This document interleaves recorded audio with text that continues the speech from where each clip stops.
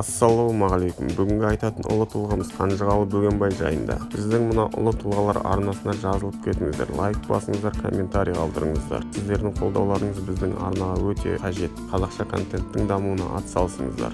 Ал ендеше бастайық. Қанжығалы Бөгенбай 1680-1778 жылдары өмір сүрген қазақ батыры. Абылай хан тұсындағы батыр, атақты қолбасшы. Қазақ жауынгерлер арасында зор беделге ие болған. Сондықтан оны халық Қанжығалы Бөгенбай деп атап кеткен. Сырдария өзенінің жағасында дүниеге келген. Оның атасы Әлбегін, әкесі Ақша, Қанжығалы руы ішінде белгілі адамдар болған. Әкесіне әз тәуке 80 мың сарбаздан тұратын әскерге қолбасшылық етуді тапсырған.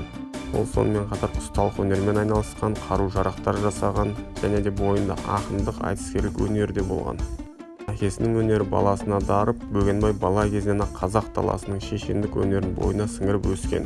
Ол жігіт шағында ауыл-ауылдарға барып, ру арасындағы дауларды шешіп, билердің құрылтайларына қатысқан. Өзіне жақын адамдардан топ құрып, кейіннен елде Қанжығалының 40 батыры деп аталып кеткен. Батырлығы мен қолбасшылықтарына арқасында Бөгенбай үлкен құрметке бөленіп, ерлігі ел аузында аңызға айналып кетті. Бөгенбайдың қалмақтармен және Қытай әскерлерімен болған қиян-кескі шайқастарда көрсеткен қайраты сол кездегі жорық жырауларының толғауларында мәңгі өшпес өлең тілімен өрнектеліп қалды.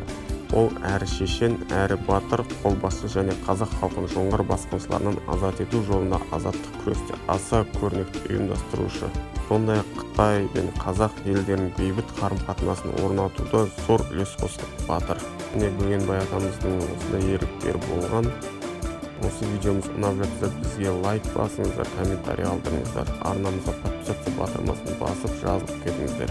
Қолдап осы арнаның дамуына атсалысыңыздар.